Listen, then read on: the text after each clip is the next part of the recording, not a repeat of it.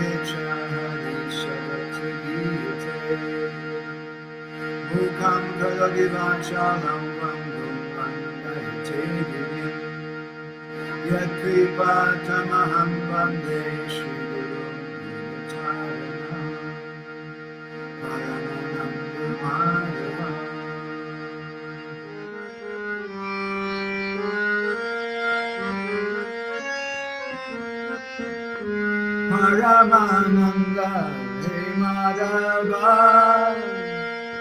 Paduna Luchi Makaranda Shimakaranda Panakori Anande Hari Hari Hari Nami Vandavira Hari Kori Chakavoma Sechata Dolanka Pare Manamu Niranjare Manamu Niranjare Manasya Doli Raja Shabari Jajira Motu Dada Dada Dada Motu Dada Dada Motu Dada Dada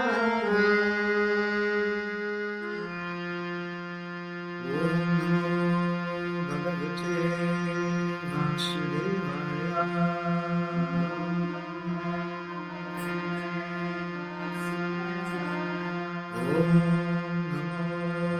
Bhagavate Vasudevaya Bhagavate Vasudevaya Om Namo Bhagavate Vasudevaya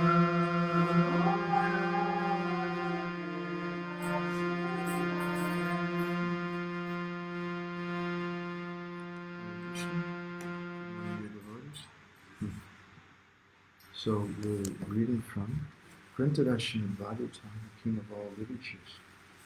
This is the third canto Srimad Bhagavatam, chapter 29, which is part of the teachings of Lord Kapila. This chapter is entitled Explanation of Devotional Service by Lord Kapila. It's our third session on text number 9, and I hope we'll finish today. We may not finish until Sunday in this particular verse. So we'll go ahead with the Sanskrit. Vishayan abhisandhaya yasha aishvaryan eva va archadab archayed yomam prityak bhava surajasa. The worship of deities in the temple by a separatist with a motive for material enjoyment, fame, and opulence is devotion and the mode of passion. Srila Prabhupada's purport describes the word separatist must be understood carefully.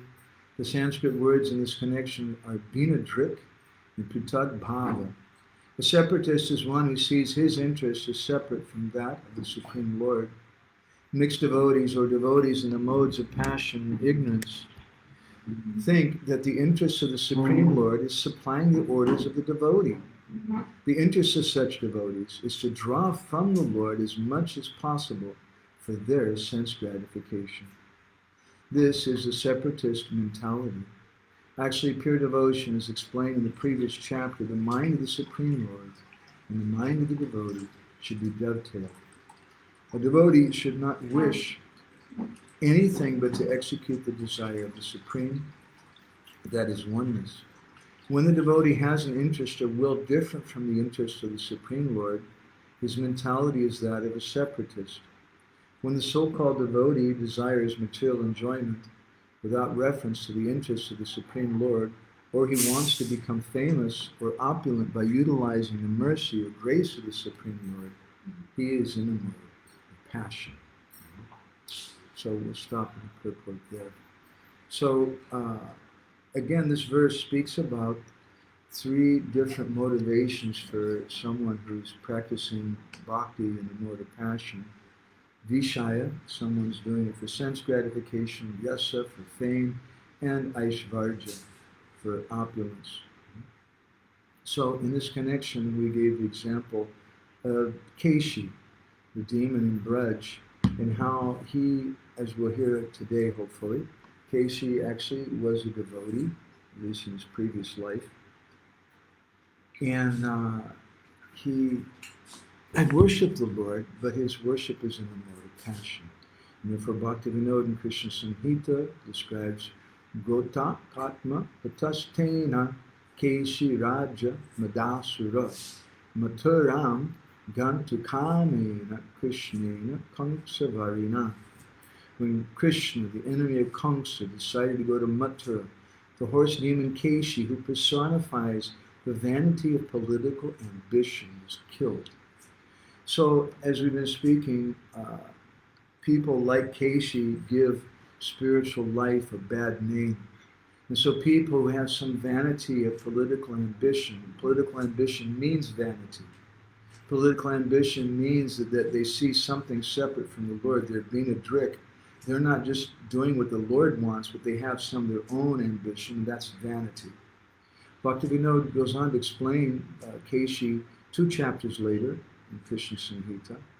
Bhakti tejo samidyatu swakarsha jnanavanara kadachit dushta buddhyatu keshi gnam avamanyate. Kesi, a demon in the form of a horse, personifies a practitioner's conception of being more expert than others in devotional service. When he comes to Braj, he creates a great disturbance as a Vaishnava gradually begins proclaiming his own superiority. A mentality of disrespect for the Lord arises, and the devotee falls from his position. Therefore, it is most important to prevent this evil mentality from entering the heart. Even if one is expert in devotional service, a Vaishnava will never give up the quality of humility. If one does so, then there's a need for killing Kesi. This is the 18th obstacle. So, from this description of Bhaktivinoda Thakur, we can understand how important it is to practice humility in connection with the Vaishnavas. And if we start considering ourselves to be more expert in terms of devotional service than other people, in other words, I'm closer to God than you are, then it creates a great disturbance when it comes to Braj. And when he begins proclaiming his superiority like this, and gradually a mentality of disrespect for the Lord arises. Why is the Lord giving respect to them? Why is he accepting prayers from them? They're not as good as me. And then, little by little, some disrespect for the Lord arises.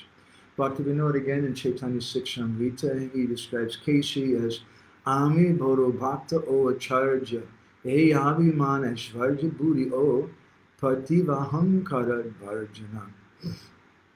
The attitude that Ami Bhodo Bhakta, I'm a great devotee, and O Acharya, I'm an Acharya.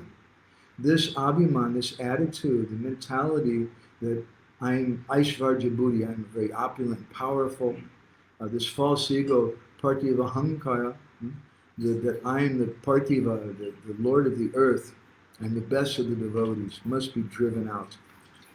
So again, Kesi is not invited to Vrindavan, he's not invited in the assembly of saintly persons. Rather, he's sent there by the head of mundane religion, and when he enters into the saintly devotees, he makes a lot of noise and scares everyone there. And we spoke something yesterday about how Kesi also means hair, and some different meanings about that. I won't go over that again today. And we heard a little something from the Harivamsa Purana, how the devotees were not afraid for themselves, but they were afraid for Krishna. And some of the devotees, they don't fear anything for themselves, but they fear for Krishna, and they fear for the spiritual movement in Krishna. And then in the Vishnu Purana, Krishna told the Brijbasis that, why are you afraid of this Kesi? Has your courage disappeared because of him? And he said to them, this horse is very wicked. He has no strength. He's proud. And he just runs around making a big show. He takes strength from the demons. In other words, Krishna tells the devotees that everything is okay. So Kesi, he ran toward Krishna in extreme rage, and we heard yesterday the Bhagavatam describes Makena calm, that his mukh, his mouth, was calm like the sky. He had a big mouth. And in this way he ran forward with great rage, trying to attack the Lord. But Krishna dodged Kesi's blows, and then he grabbed the demon by the legs, and he whirled him around in the air, and with great contempt he threw him, just like Garuda might throw a snake. And then Krishna just stood there. And the 5th chapter, again, there's 9 verses in this 37th chapter of the Bhagavatam, which describe Kesi, Dhamma, and Leela. A very quick pastime, only 9 verses. The 5th verse describes Salabda Samya Puna Uttito Rusa Vyadhaya Kesi Taradasat Patadarim Supyasya Vaktre Bhujam Uttaram Smayan Praveshayam Asa Yatora Gambile. That at that time, Kesi got up, he became very angry, and Vyadaya Kesi, he opened his big mouth. Just like sometimes persons, it's said that you can, that a person is wise as long as he's silent. A fool is considered mukam. What is it? Mukam, what is the phrase? The strength of a fool is in being silent. And so when Kesi opens his mouth, then his position is exposed. So he opened his mouth very wide, and then Krishna just smiled. It said in the verse here that Smayan Pradesh, Krishna just smiled at him. And then Krishna, Bhujam Uttaram, Uttaram means the left, and Bhuja means the arm. Krishna took his left arm and stuck it in the horse's mouth. Jiva Goswami in Laghu Vaishnava Toshani, he says that Krishna put his fist in Kesi's mouth, which represented the life air of Kesi. In other words, Krishna is just telling him, shut up, right? Just be quiet with all your pride and your debate and your desire for posturing for position. Also, the left hand indicates negligence. You should never take something from someone with your left hand. In India today, people have forgotten this a lot. But you meet cultured people, if you offer them some money and you hand it with your left hand, they won't take it. But the right hand should be offered, the right hand should be accepting something. Because that left hand is considered to be unclean. So this Vyadayi Kesi, this Kesi with a big mouth, Krishna put his left hand in there, because that left hand is also the hand that we use to clean ourselves after we pass. Vishwanath Chakravarti Thakur in Sarita Darshani, he says that when Kesi regained consciousness, he opened his mouth wide and charged again. And then Krishna just laughed. And Krishna, he says, showed his left thumb. Like sometimes a person says, okay, thumbs up. All right, you want to try to mess with me, okay. And Krishna showed him his left thumb and said to him, do you want to eat something? You have your mouth wide open.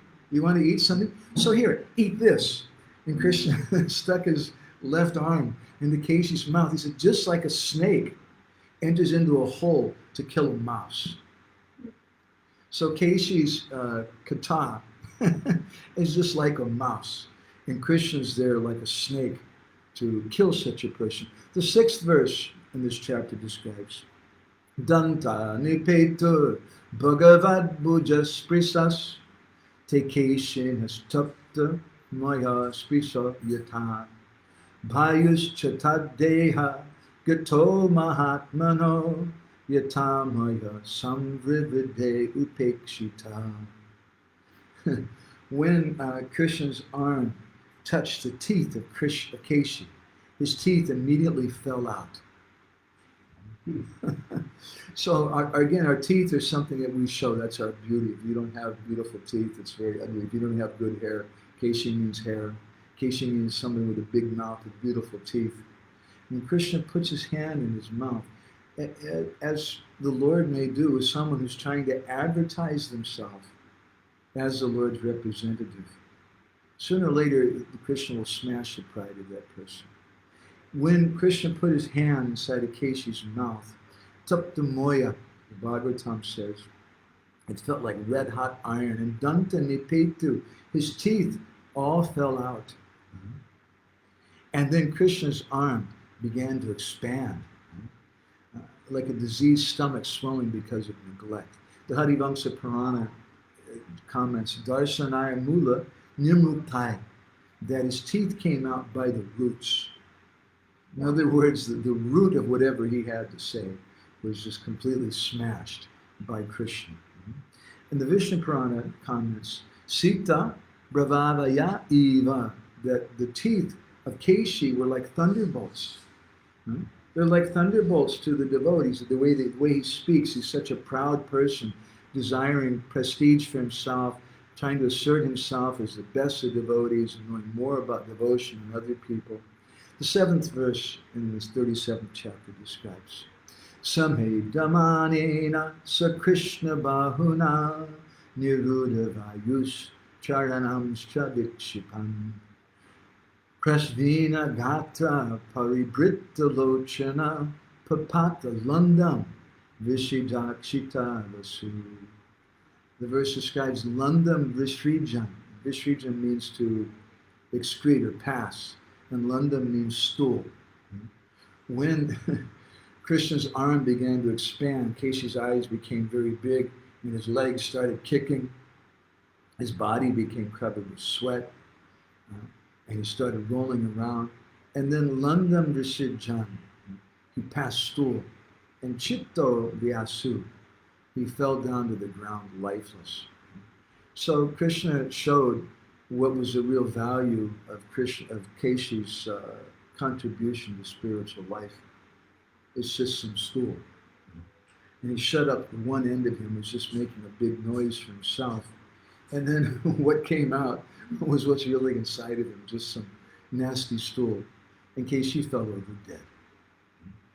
So then Krishna took his arm out of Kesi's body, and he accepted the worship of the Lord, of the demigods who were there.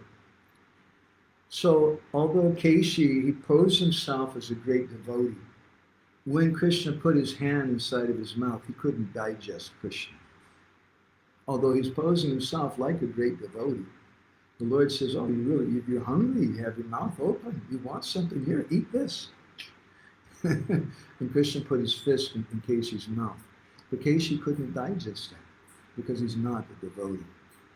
I wanted to speak something about the previous birth of Kesi. This is described both in the Brahma Vaivarta Purana as well as in the Garga Samhita, and both of them give a similar description, but I'm going to just stick to the description from the Garga Samhita. There it's described, Shri Kumuda Vacha, that Kumuda was speaking to Krishna. Kumuda, after Krishna killed Kesi, then this personality appeared, and he told Krishna that my name is Kumuda, and he said that Sakyashyanucharo Hamvai Kumudo Nama Madhava Tejasvi Pavan Viro Jishnu's Chatur Brahmim Dadhan. My name is Kumuda. I'm the servant of Indra. I'm very powerful, handsome, heroic, and glorious, and I go around, I carry Indra's umbrella. And mark that. That's a good. Chatur Brahmim Dadhan. He says, I'm the person who holds up Indra's umbrella. He said, so when Vitrasura was killed, we hear in the 6th canto of the Bhagavatam, Vitrasura was killed by Indra to become free from the sin of killing a Brahmin, because Vitrasura was a Brahmin, although he seemed like a demon, he was a Brahmin. Now Indra, he's the Devas, he's a Devaraj, the king of the demigods. He's kind of like the GBC of the universe. Mm-hmm. But he had this problem because here's this person who's a devotee, but he's a demon also. And Indra was in a difficult position. He had to fight with him and kill him. So he had to perform some prayashchitta, or atonement, to become free from the sin of killing the Brahmin, Vitrasura. So he performed an Aswamedha Yajna. And he had this special horse. And so Kumuda said, I wanted to ride that horse. So I stole that horse, and I started riding around on it and enjoying it. And then the Maruts, different demigods, bound me up with ropes and brought me back. And Indra cursed me. Wretch, you become a demon. And for 2 manvantaras, you'll have the form of a horse on the earth. And he said, my dear Lord, by your touch today, that's freed me from this curse. So this is a very interesting description here. Indra, first of all, as we often comment about Indra, the Bhagavatam says, Indrari vyakalam lokam vidayanti yuge yuge. That Indra is a great devotee. Not only is he a great devotee, but he's the whole reason Krishna comes. In the Charma Shloka, or most important verse in the Bhagavatam, Eti Chamsa Kala Pumsa, Krishna's two Bhagavan Swayam. It's described that Krishna is the source of all avatars, and then the second part of the verse says, Indra Arivyakalam Lokam Vidayanti Yuge Yuge. That again and again, the Lord comes to protect Indra, because Indra is his manager. And as we often comment, that no matter how unpalatable it is, God always supports organized religion. Because organized religion is necessary. But there's always problems with organized religion. And you have passionate people like Indra, who want some position, who think that they're better than other people. And Jiva Goswami comments on the pastime of Govardhan Dharana Leela, that Indra was so puffed up that he thought that he was better than the Brijbasis. And Krishna saw this Indra, although he's my manager, he's my temple president, GBC representative, he's gone a little off the deep end. And now he's demanding respect for the Brijbasis, my family members, who are millions of times more exalted devotees than he is. So again, this is the nature of Kesi, where someone thinks that their devotion is greater than other devotees. This is bhakti in the mode of passion. Indra has this kind. And so Kumuda, who was Kesi in his previous birth, was the servant of Indra. And what did he do? What was his service? He carried Indra's parasol. And that parasol, that umbrella, parasols? Umbrella. That umbrella also represents the fame. Why do we offer an umbrella to the deity? Because that white umbrella is an insignia of kings, a great personality. That indicates the pride of Indra. And Kumuda is the person who's carrying that thing. And so Indra, after killing Vritrasura, realized that he committed some great sin, killing a Brahmin. So to atone for that, which again is the nature of devotees in the mode of passion, they're not taking complete shelter of bhakti, but they're taking shelter of rituals. Oh, I've done some bad thing, therefore I have to increase the number of my rounds. Bhaktivinoda says, don't increase your number of your rounds, increase the quality of your rounds. And then little by little, increase the number. The people who are more attached to external rituals, they think in terms of numbers. Well, I have to increase this number of rounds. It's not that we shouldn't chant more rounds, but Bhaktivinoda says the most important thing is to chant better quality rounds. But someone like Indra, who's doing bhakti in the mode of passion, they're saying that the number of rounds is more important. And they're thinking they're a great personality, they're better than other devotees, because I'm chanting more rounds than you, and therefore you should give respect to me. So then Kesi, in the Garga Samhita, he began to offer prayers to Krishna. Kinkaram kurumam deva tvad angro lagnamanasam namastubhyam bhagavate sarvalokaika sakshine. Oh my Lord, please make me your servant. Kinkaram kurumam deva. Kinkara, you make me into your kinkara. He said to him, to Krishna, Twadandro lagnamanasam, that my mind is completely fixed at your lotus feet. So, namastubhyam bhagavate, I offer my obeisances to you, who are sarva lokaika sakshine. You're the sakshi, you're the witness of sarva lokaika, the witness of everything in the universe. So you know what I've done and what I've not done. He was a servant of Indra. Just like sometimes people serve devotees, and they're because they want to be a devotee. Bhaktivinoda Thakur, he says in Chaitanya Sikshamrita that these, as we mentioned, these nimitic or occasional pastimes represent different obstacles to bhakti. And he says the Yajna Brahmins represent people who are too attached to ritualistic ceremonies and Varnashram Dharma, and their wives represent people who are under the control of people who have a lower quality of faith. And so sometimes that happens. Someone, they're respecting the devotees, and because it's the institution, just like Indra is the king of the demigods, and Kumuda is giving respect to Indra because you should give respect to him. He's Krishna's representative. Kumuda is also a devotee, and he's serving. But there's something wrong with Indra. Indra is a devotee in the mode of passion. He's wanting to present himself as a great person, better than other devotees, even greater than the Brijbasis themselves. And so when we associate with people like that, those qualities also come to us. And these qualities came to Kumuda, so he became so proud when Indra was performing the Ashameda Jaggi, that Ashra, that horse. Kumuda jumped on it and decided, I'm going to ride this thing.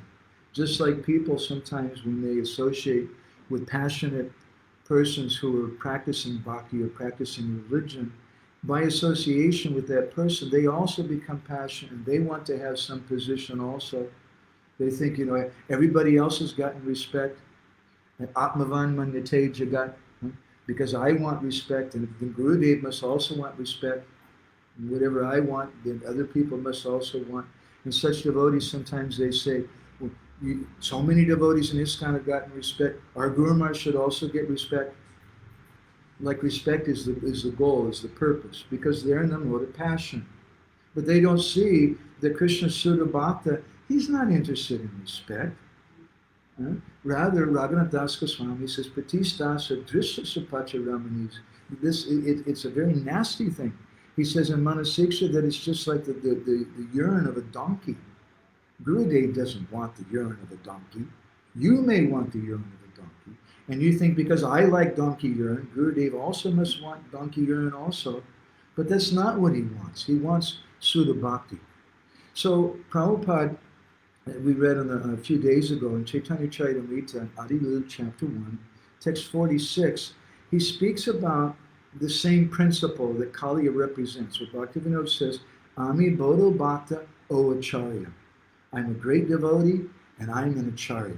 And Prabhupada says, if one poses himself as an Acharya, but does not have an attitude of servitorship to the Lord, he must be considered an offender. And this offensive attitude disqualifies him from being an Acharya.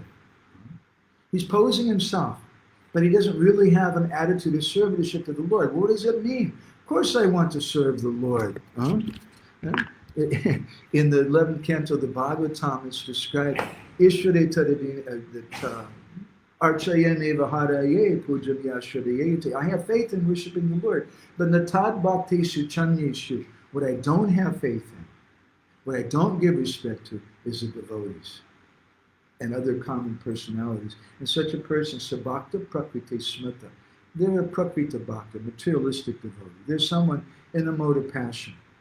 So Prabhupada says he's an offender, and his offensive attitude, opposing himself as an Acharya, disqualifies him from being an Acharya. The bona fide spiritual master always engages in unalloyed devotional service to the Supreme Personality of Godhead. By this test, he is known to be a direct manifestation of the Lord and a genuine representative of Sri Nityananda Prabhu. Such a spiritual master is known as Acharya Dev. Influenced by an envious temperament and dissatisfied because of an attitude of sense gratification, mundaners criticize a real Acharya. In fact, however, a bona fide Acharya is non-different from the personality of Godhead, and therefore to envy such an Acharya is to envy the personality of Godhead himself. This will produce an effect subversive of transcendental realization. So Kesi is entering into Braj. He's entering into the Vaishnav Sangha, but he's entering with a big mouth. And he's roaring in there like a lion, presenting himself, and that is better than all the Brijbasis. And therefore he's envious. He's envious of the Acharyas, the Brijbasis, and therefore there's no hope for him. But such people, like Kesi, they have more faith in their own empirical ability. Kesi has faith in his big mouth, in his teeth, which are just like thunderbolts. The teeth of Kesi are the ability to debate and argue with people. And such persons who think, Ami Bodho Bhakta, oh Acharya, I'm an Acharya, just see, I have such a big mouth and I can debate and my teeth are just like thunderbolts and I can defeat you. But Tarko Apratishta, as we spoke a few days ago, the Mahabharata says that argument is inconclusive. There's a story that we've heard here in West Bengal that once there was a Digvijay Pandit who, from South India, he came to West Bengal and he challenged the Brahmins to a debate in Shashan. Everyone was afraid to debate with him. Finally, one local Pandit stepped forward and said, yes, I'll debate with you. And each one of them, they were speaking in Sanskrit. A big, huge crowd of villagers gathered around them. There was hundreds of people watching. And they were speaking in Sanskrit. The villagers couldn't understand Sanskrit. And so each one of them was feigning, acting like they were humble. Because whoever goes first in the debate is at a disadvantage. So out of humility, one will say, actually, you're very senior to me. You should go first. And the other was saying, no. you should go first. No, I insist. You go first. No. And they were going back and forth like this. And the people couldn't understand what they were saying. Finally, one of them, who was a little smart, he said, do you know how to say the words, I don't know, in Bengali? And the other one said, ha, Ami Jani na? I don't know in Bengali. And as soon as he said those words, Ami Jani na, I don't know, then all the people started cheering. Hey, our pundit is one. They picked up the other fellow and started carrying him on their shoulders because the other one said, I don't know. He didn't. What's so tarka apratishta? Debate is inconclusive. But people like Kesi, who want to pose as a great guru, great acharya, they put more stress on that debate. But debate is inconclusive. There's a wonderful story in this regard. Ramanuja Acharya, who is understood to be the incarnation of Lakshman, he's Vishnu Tattva. If you go to the temples of Sri Vaishnavas in South India, I've seen sometimes they offer tulsi garlands to the deity of Ramanuja, because he's considered to be Vishnu Tattva. He's an incarnation of Lakshman. So once there was one big pundit in South India, his name was Yagyamurti. He's the embodiment of doing sacrifice and things. And he was a very proud person. He had traveled all throughout South India, and he debated with everyone. He defeated everyone. No one could defeat him. And finally he heard about Ramanuja. And so he went to Sri Rangam, and he had a big cart of books which would go everywhere he went along with him. And he challenged Ramanuja to a debate. And Ramanuja doesn't want to debate because he knows Tarka Apratishta, debate doesn't really prove anything. And he very humbly smiled and said, my dear sir, you're a great Mahatma. What's the value of arguing with you? He said, I'm defeated by you. I accept defeat. Just like Rupa and Sanatana Goswami also once accepted defeat from one Digvijay Pandit. And Jiva Goswami couldn't tolerate it. So Ramanuja told him, you're such a great scholar. Who can defeat you? You're such a great person. I accept defeat. And then Yagyamurti said, very good. If you accept defeat, then you should accept that Mayavad philosophy is better than your Vaishnava philosophy. And Ramanuja couldn't tolerate that. So he said, how can you say like that? This Mayavad philosophy is complete nonsense. And he started smashing that. And then Yagyamurti replied back, and this way they began to debate for 17 days. And neither one of them were able, seemingly, to defeat the other person. Finally, at the end of the 17th day, Ramanujacharya couldn't defeat him. And it appeared as though Ramanuja, the incarnation of Lakshman, was defeated by this Yagyamurti. And he became a little sad. And he left and he went before the deity in the ashram. The deity had a Vishnu. He prayed to him, my dear Lord, your glories are being covered by the clouds of Mayavad arguments.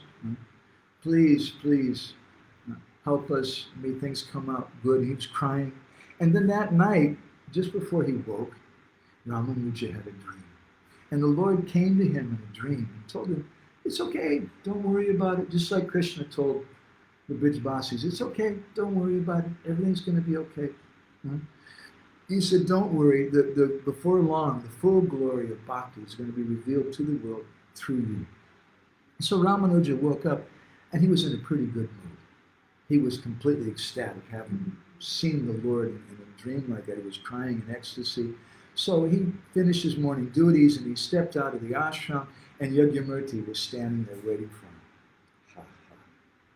And Yagyamurti was thinking, now finally I'm going to completely smash him. Yesterday I got him in a position he couldn't argue back, and now I've really got him.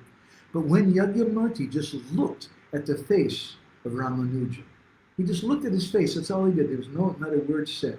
He looked at Ramanuja's face, and Yagyamurti was defeated. He thought, yesterday I stumped this guy and basically beat him, and he looked really depressed. And the other day, look, he's coming out. He's so effulgent. Really, he's Brahmabhuta Prasanatmana Sotatina Kamsati. He's really on a Brahmabhuta platform. And what is the use of my argument? Just see how effulgent and blissful he is. And Yagyamurti fell down on the ground and offered obeisances to him.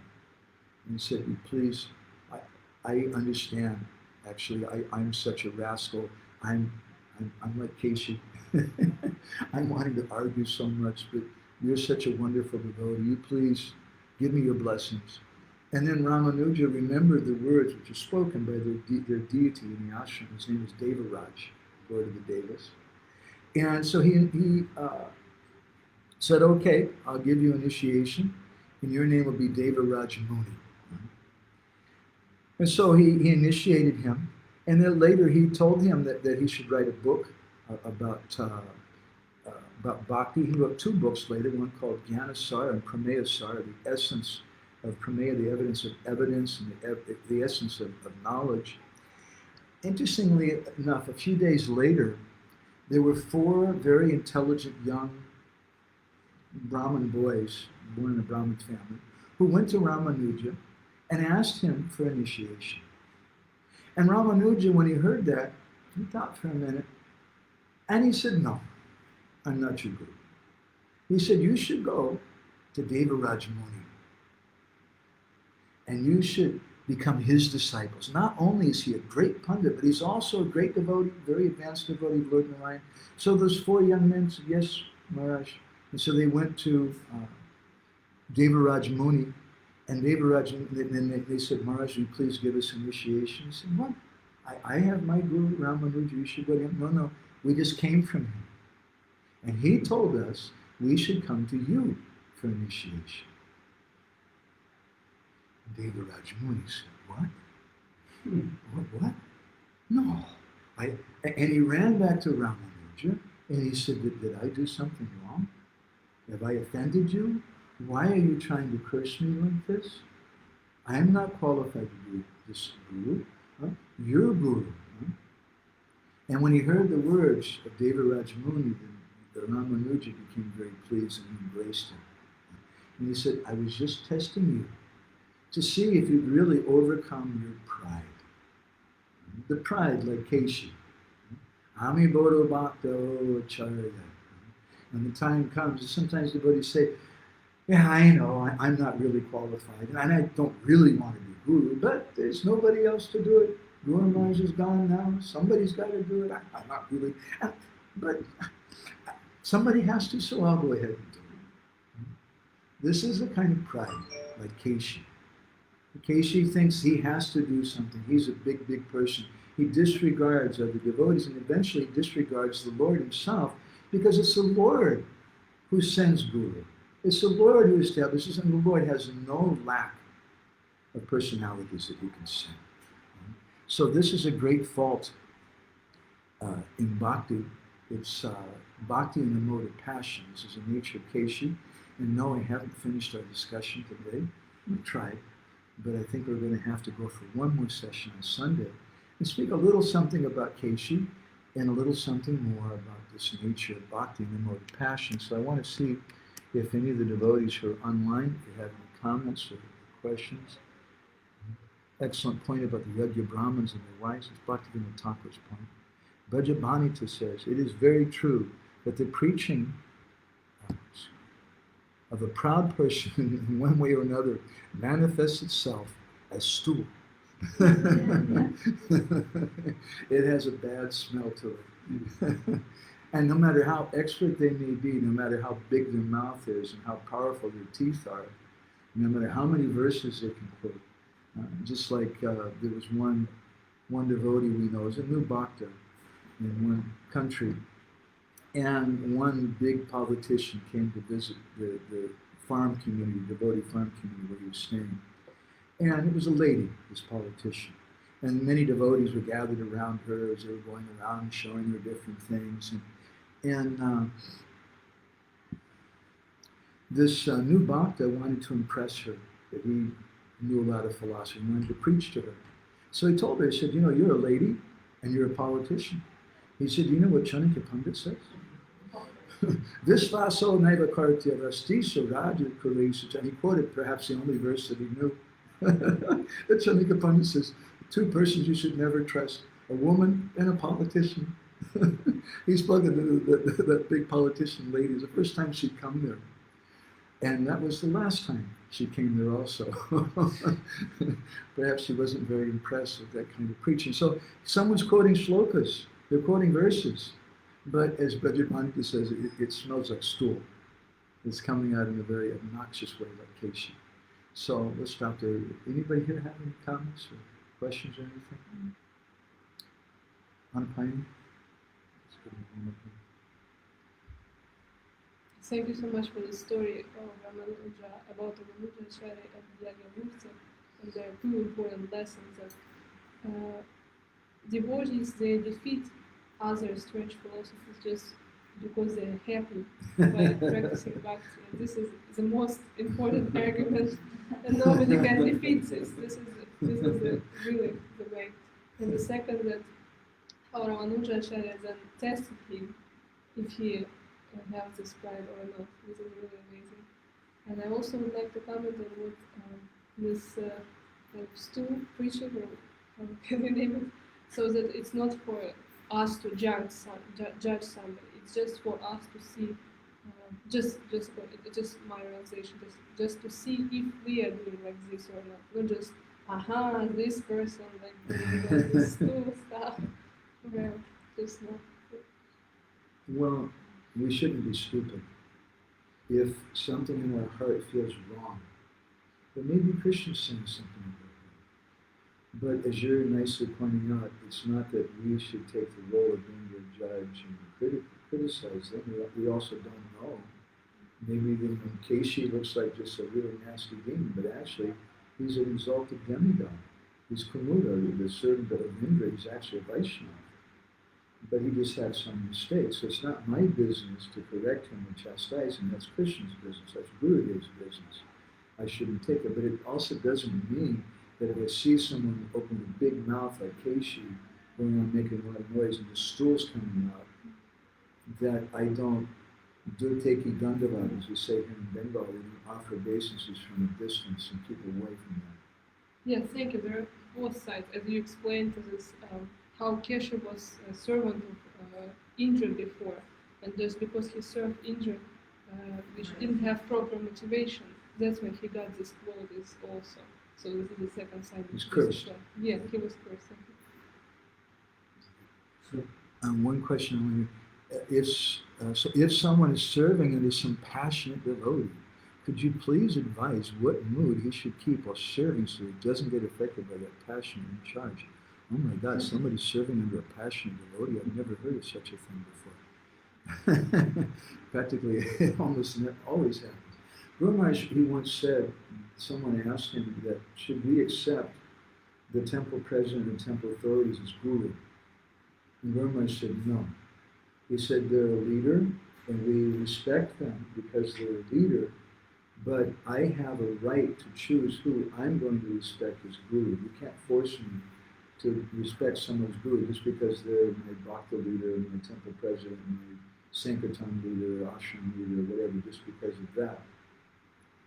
We want to associate with Gurudev. But to keep the mission going, there's people required like Indra. And is required, or as Bhakti Dear Damodar Maharaj made a brilliant comment once.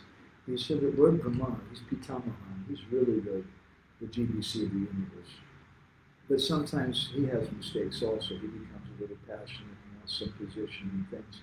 And we hear that Lord Brahma he's so passionate, he had lusty desires for his own daughter. Hare Krishna.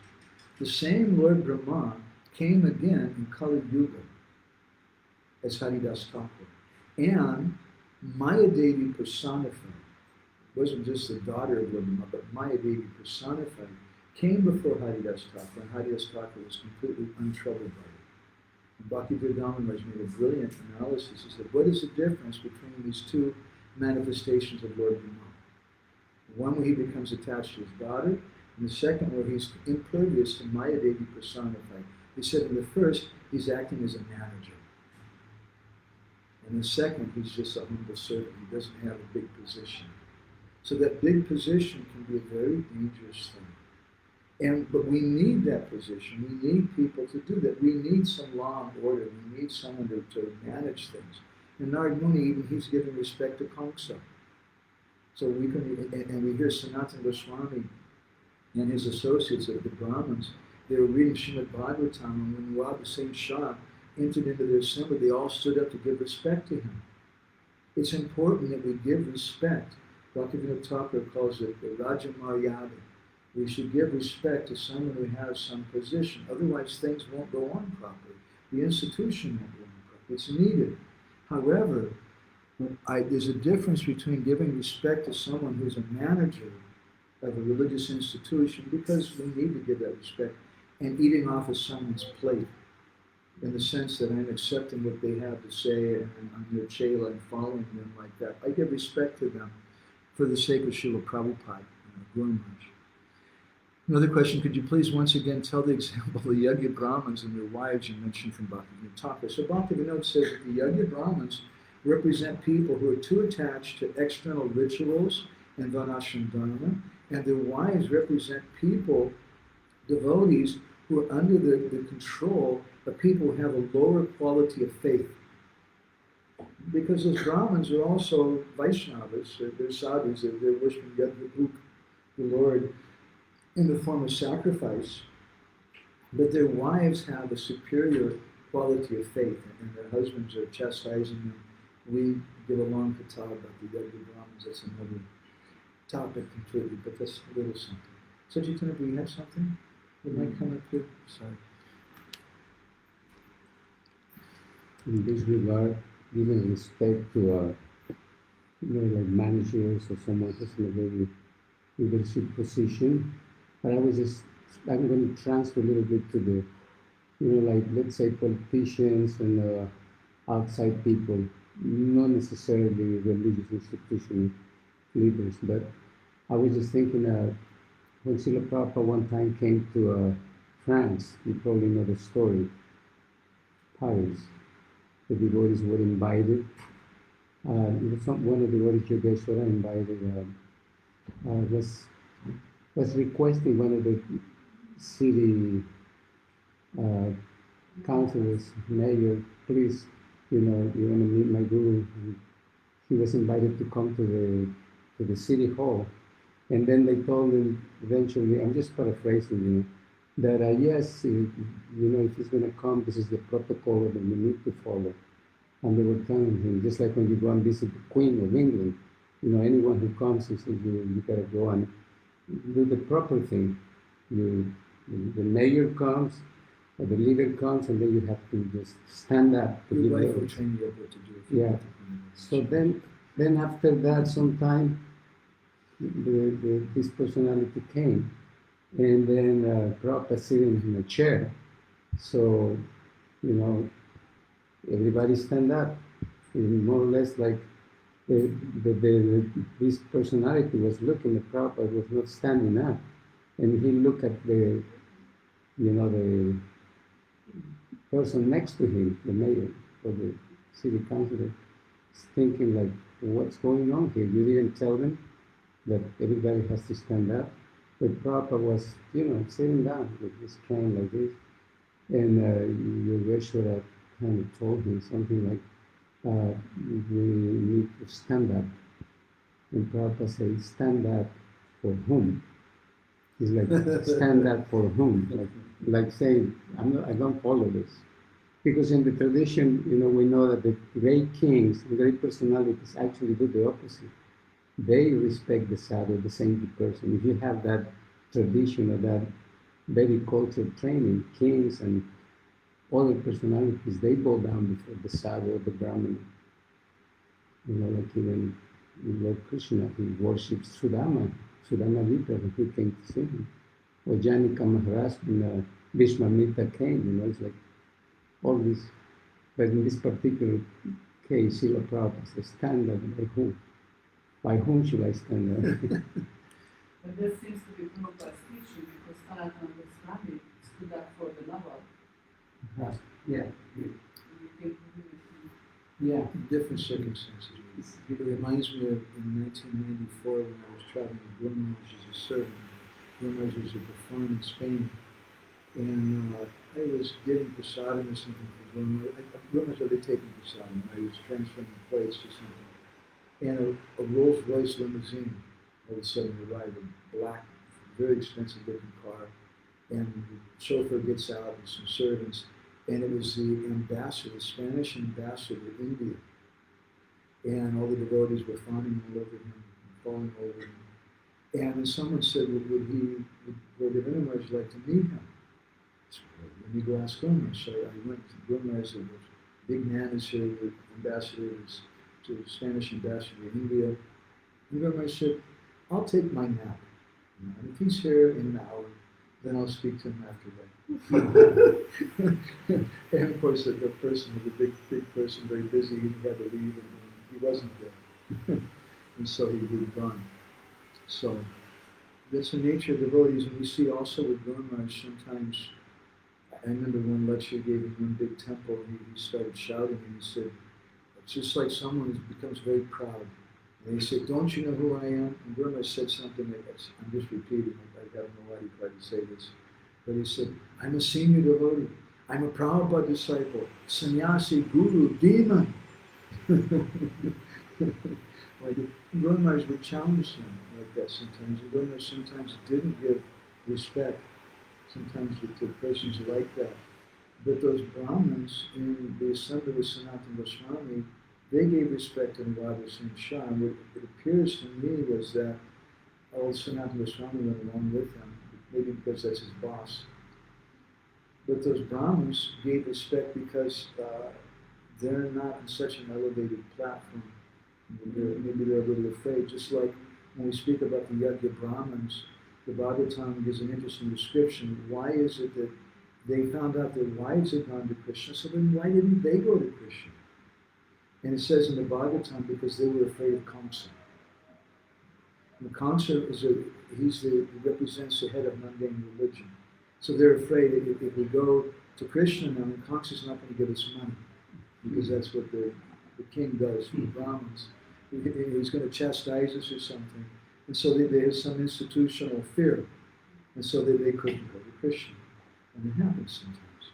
Omkar Prabhu makes a nice comment. Thank you for this. He says, I heard that Ramanuja had read some book by Jamunacharya by the order of Lord Narayan to answer the question of Yagyamurti. I hadn't heard that before. I'm not such a scholar at all, but especially in terms of the Sri Vaishnava Sampradaya. So we'll go ahead and stop there. And we'll continue this talk in the same verse, 9th verse of the 29th chapter of the 3rd canto on Sunday, if the devotees want to be here at the same time. Thank you very much. Grantaraj Srimad Bhagavatam Ki Jai, Srila Prabhupada.